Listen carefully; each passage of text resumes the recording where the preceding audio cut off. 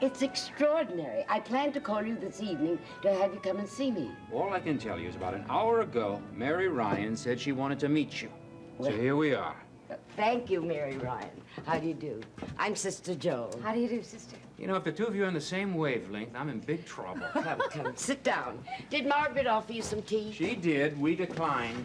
That is a wonderful old chair. What a good girl. She brought you to see me, and she admires my chair. It's the seat of wisdom. This chair, the fact is, violates the vow of poverty. But I ease my conscience with a technicality. I keep it on the porch so anybody can sit in it.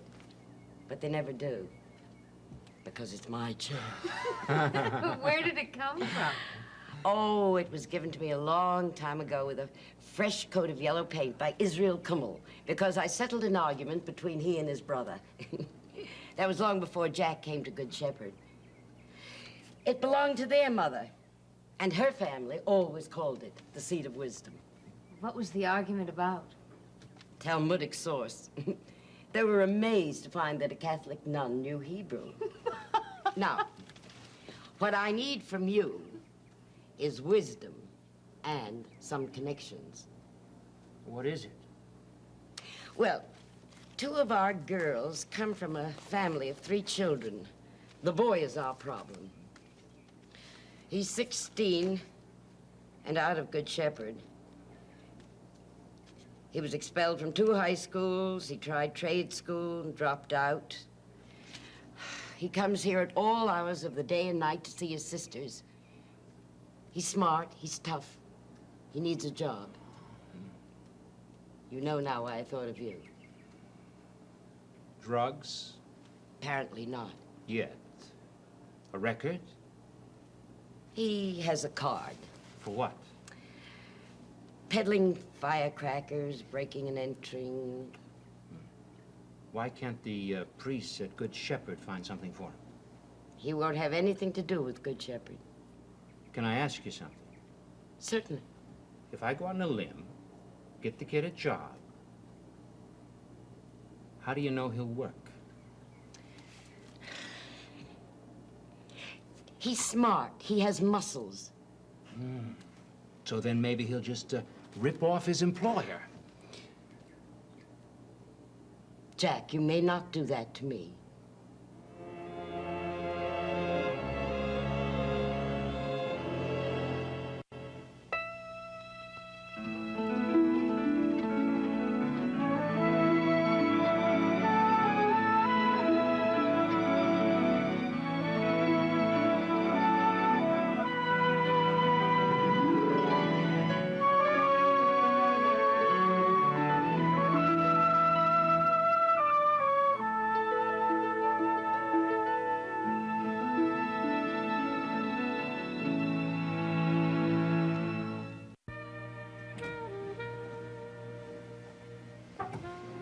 You're all alone. I don't believe it. Hey. Oh, I am so glad to see you. And just for once be able to talk. Yeah, don't go away for a while, will you? No. I want to look at you for a long, long, long, long time.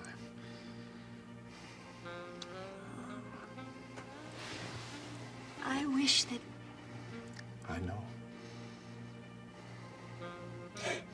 How are you? How do you feel? I don't feel too bad. In fact, I don't feel anything at all. It's okay, Jill. I have to joke about it sometimes, or else it'll drive me little bats. Oh, I can't bear to see you hurt. There's a whole part of me that simply won't believe it. I know. Me neither. How can you do that? Because you're here, because I'm so glad to see you. Because right now, I think the best thing in all the world I can think of is just to sit here and look at you. Oh, I like when you look at me. Try not to worry too much, okay? Oh, no. I'm gonna make it. Oh, that's what I want. For you to be healthy and strong and telling everybody what to do. Do I tell people what to do? Sometimes. And the rest of the time, you just expect them to behave in a certain way. And they do. Because they know you expect it. And what did I expect from you? For me to come out of hiding? Oh. hard to do. I know. I wish that we could come out of hiding. I wish I could be the one to sit by you, do things for you always. I wish I could hold your hand whenever I want to, and be with you forever. Jill, you are. Whenever I get negative about anything, about being sick, about the campaign, I make myself think of you, and it helps.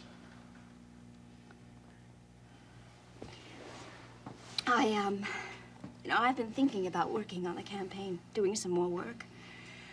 I guess because it's the only way that I can be close to you. The only thing I can do for you.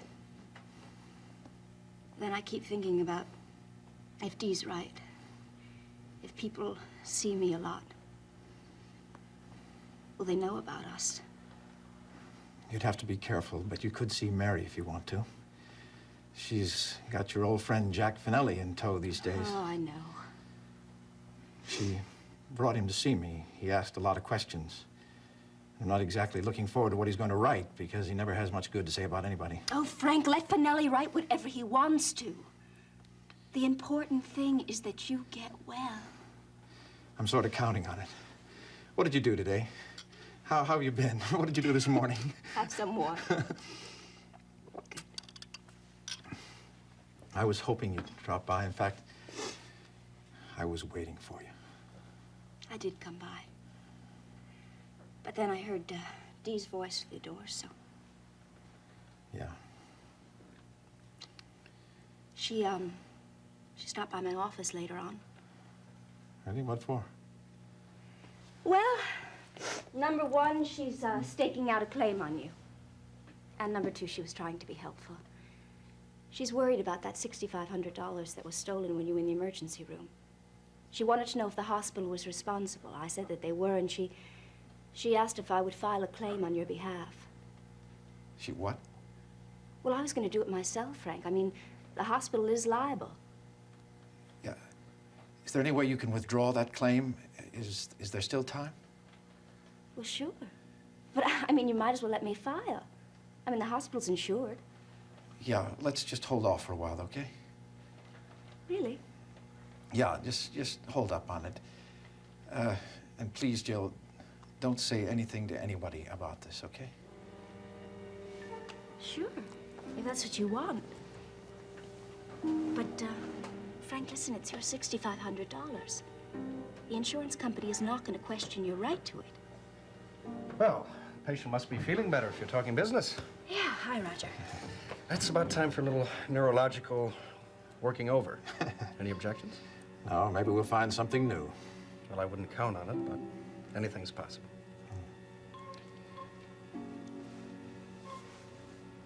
I'll see you later. Don't forget about me.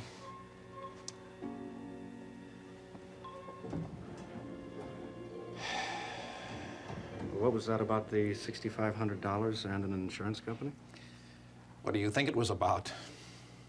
Sounds like a brilliant idea. You could get all your money back from them.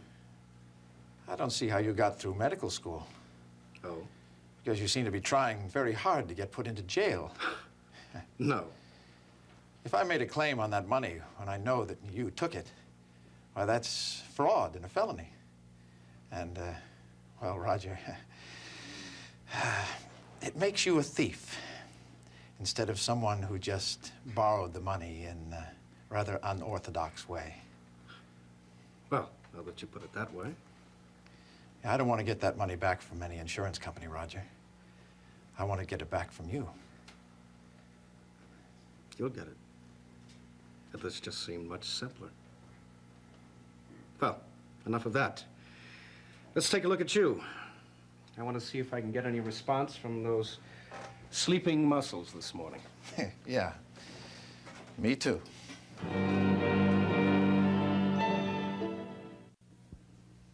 You may not defend yourself from me. You may not protect yourself from my demands. You may not isolate yourself with sarcasm and cynicism from the needs of a boy I ask you to help. Well, I guess that just about covers it. If I ask you another question, will you try to think of it as practical, not cynical? Depends on the question. Is this kid qualified to do anything?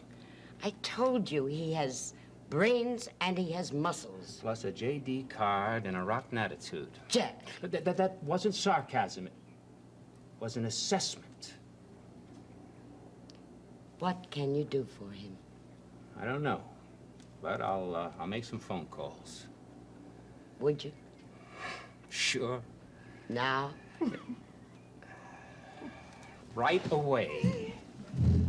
Thank you. You can use the phone in the hall. Be back in a few minutes. Okay.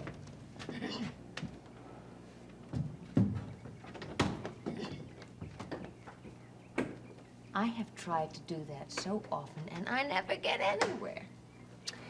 Jack does make himself hard to find, doesn't he? Even when you know he's there.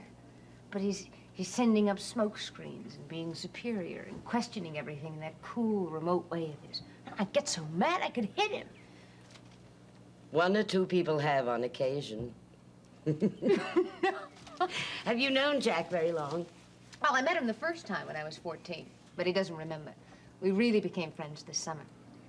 Only friends? At the moment, yes. That was very nicely qualified. He makes me so much want to know him. Know everything about him. But just when I think that I'm getting somewhere, he'll say or do something that completely short-circuits any kind of communication. How do you do what you just did? At great personal risk. I don't understand. I love Jack very much.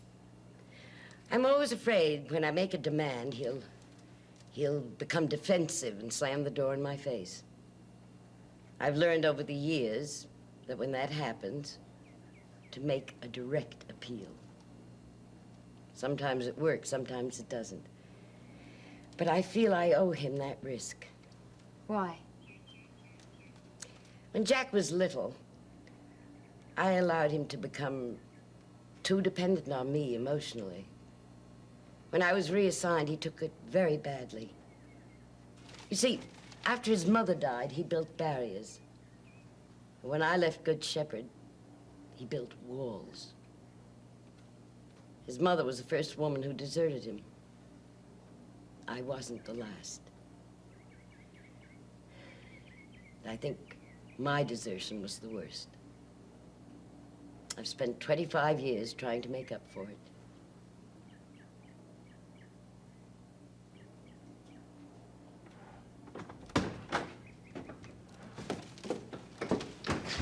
Talk to Jumbo. Give me the kid's name, how to get in touch, and we'll set something up. Thank you.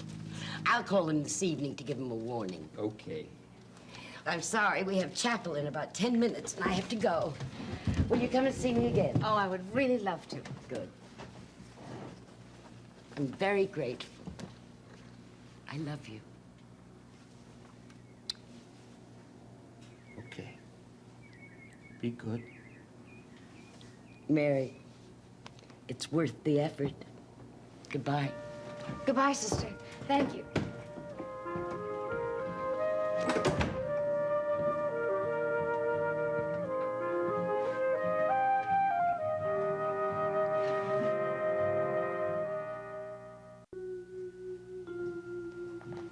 How about this?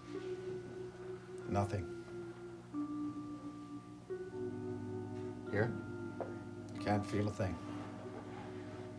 Well, sensation isn't always the first thing to return. Let's try your feet.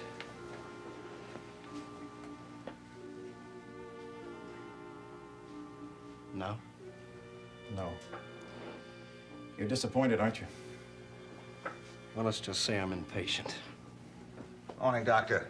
How's the patient? Hello, Johnny. Hello, Da. I wish everyone was as cooperative.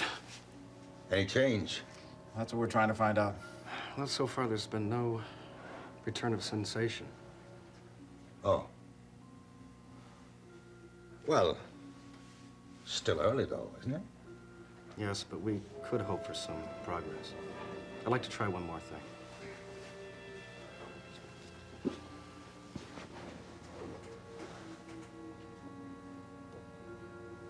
Do you feel anything?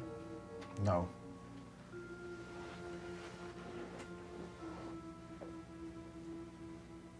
Here? No. If you tapped a little harder. That's not going to change anything. Maybe tomorrow.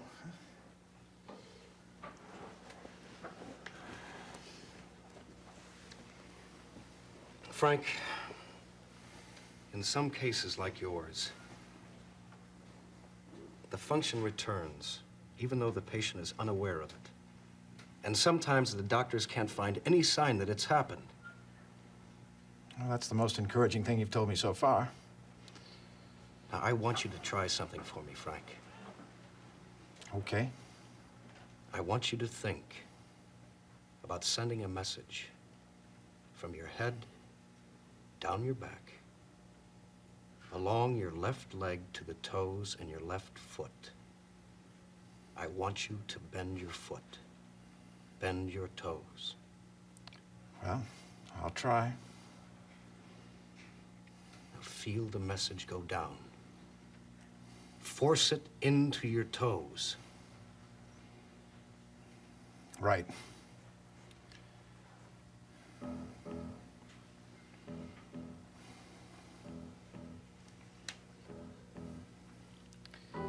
Is anything happening? Maybe it's just too soon.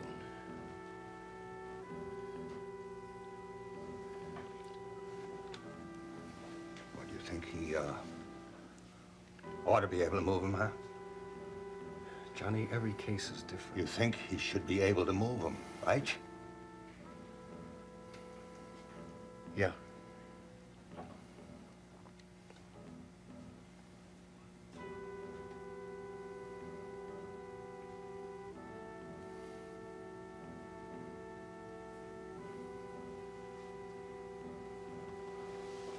All right now, Frank. You want me to try again? You're damn right I do. I was trying. Well, put some effort into it this time. I want to see the sweat pop out on your brow. I want you to move your foot, son. I'll try. From your head into your back, down your leg, to your foot. Send the message down. I am.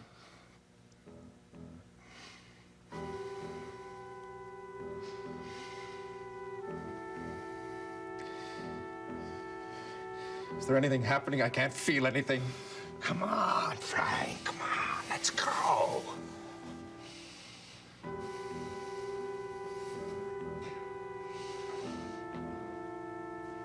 It moved. It moved, Frank. It did. It moved. Frank, it moved.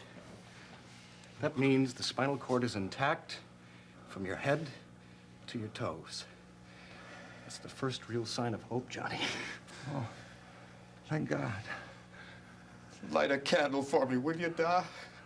Hey, will I? Will I? I'm gonna light you a dozen.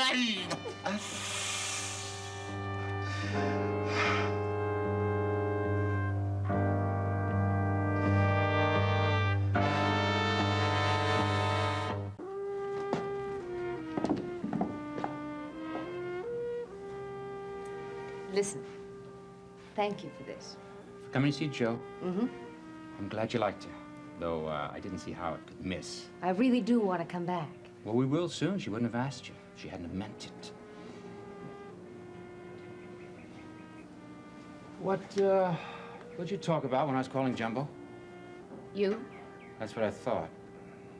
I was jealous Of what? of her ability to get around all that stuff you do when you're afraid somebody's getting too close. Well, you asked. I didn't say anything. Here, you're doing it right now. Jack. Why don't you trust me? Listen, I thought that was my line. Oh, don't joke. I mean it. I'm trying so hard to understand who you are and why. And for the first time this afternoon, I realized that you are really afraid to trust me. I'm trying. Okay. That's all I ask.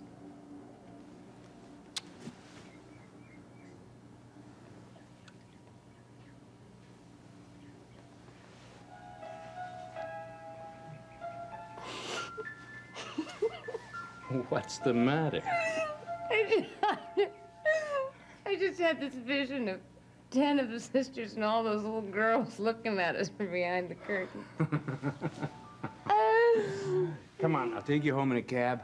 We'll make out in the back seat. Cab. Poor but honest reporters take the subway, Finelli. That's what I'm trying to tell you. It's the first real sign we had that he won't have to spend the rest of his life lying in a bed. John, if he can move his toe, he can move his foot. Yes. If he can move his foot, he can move his legs. Oh, God, if he can move his legs, that means he can walk. Hold on. Don't rush things. Don't rush things. We have to do things one day at a time. And what we can really say is, today things look better than they did yesterday, all right? All right. Oh, you know, I've been thinking, John. If Frank is confined to a wheelchair for a little while, well, you know, we could put some ramps in, and we could put a lift on the stairs.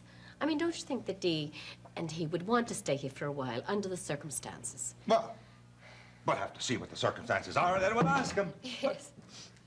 Where's your daughter? But I think she's somewhere with Jack Finelli. What in the world, Bob? Look at this. What is it? If I get my hands on Finelli, Johnny, I'm putting him through the wall.